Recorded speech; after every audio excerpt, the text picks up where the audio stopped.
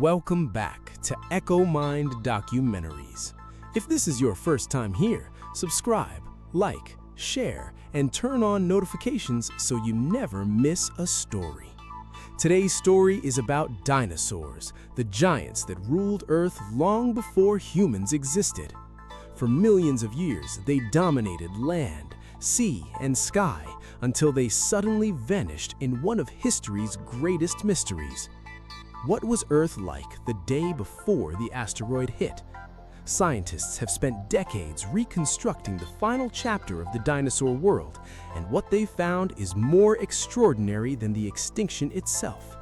66 million years ago, the sun rose over a world that had no reason to believe it would not rise again. Dinosaurs fed at rivers, nests held eggs warming in the soil. The forests were alive. No creature looked up with fear. None of them knew, not one. 66 million years ago, a world existed that no human eye has ever seen. A planet lush beyond imagination, ancient beyond comprehension, alive in every direction with creatures that had mastered survival across 165 million years. The dinosaurs did not live in a broken world. They lived in a complete one, and it was thriving right up until the moment it ended.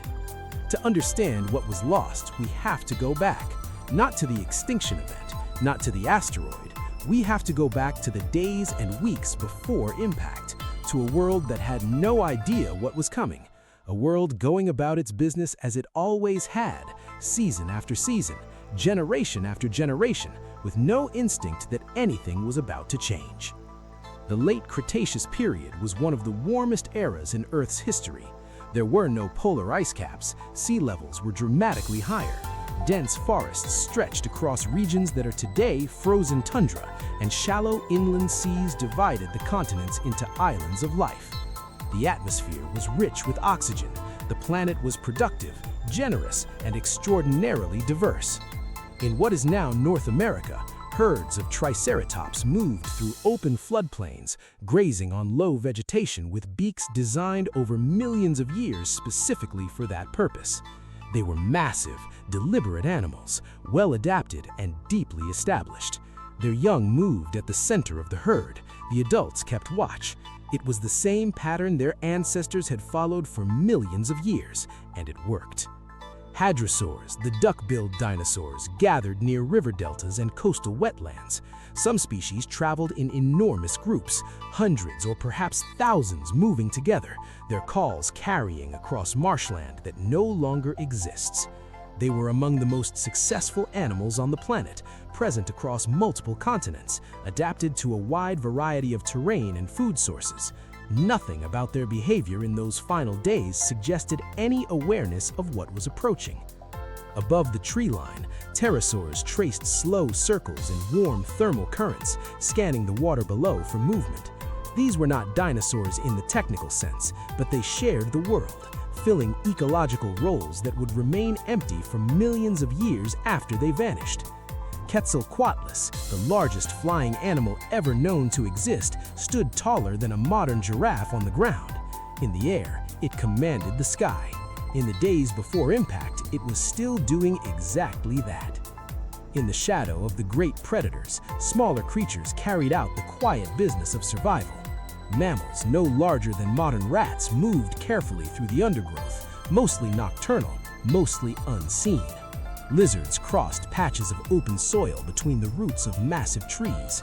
Insects that would survive the coming catastrophe and emerge into the changed world on the other side were everywhere, filling every available niche.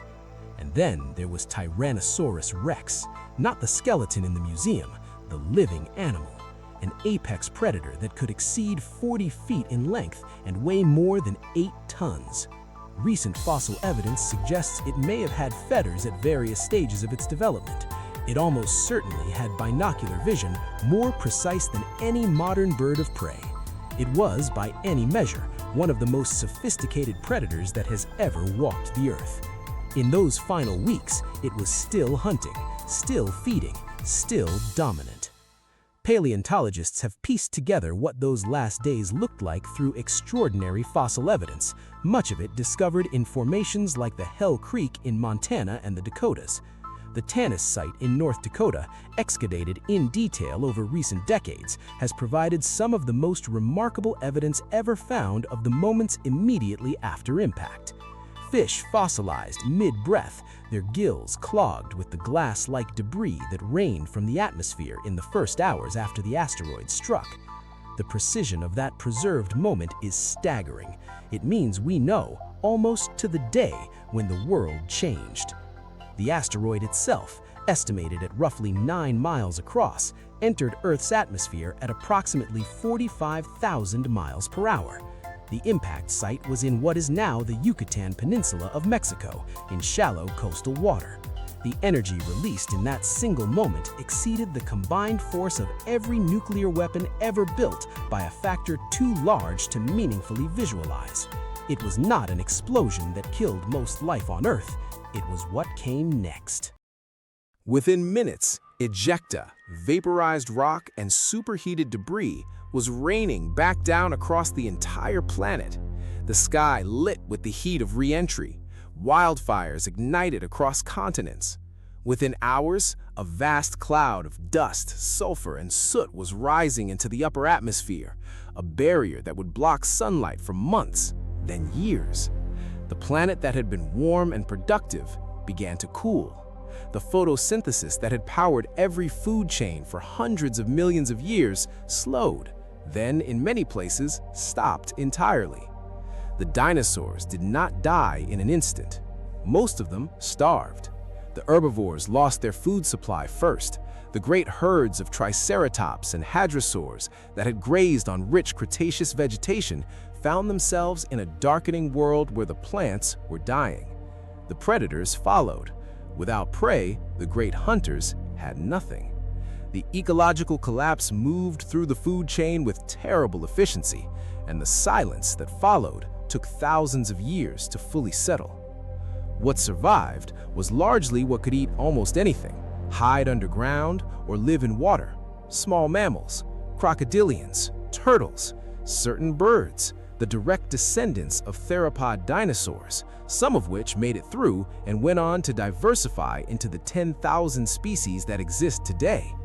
The world that emerged from the impact winter was not emptied, it was rearranged, and into the space left behind, the survivors began the long work of rebuilding. But before all of that, there was an ordinary morning. There was a Triceratops pulling at vegetation near a river it had crossed 100 times. There was a Pterosaur riding an updraft over a shallow sea. There was a nest somewhere in the warm soil, eggs incubating, waiting for a world that would not be there when they hatched. The silence that came was not the silence of emptiness, it was the silence of everything that had been. 66 million years later, we are still uncovering what was lost in those final days. Every fossil is a record. Every bone is a piece of testimony. And the more we learn, the clearer it becomes that the world before the silence was not primitive, it was not crude, it was vast, complex, and alive in ways we are only beginning to fully understand. This was their world, and for 165 million years, it was enough.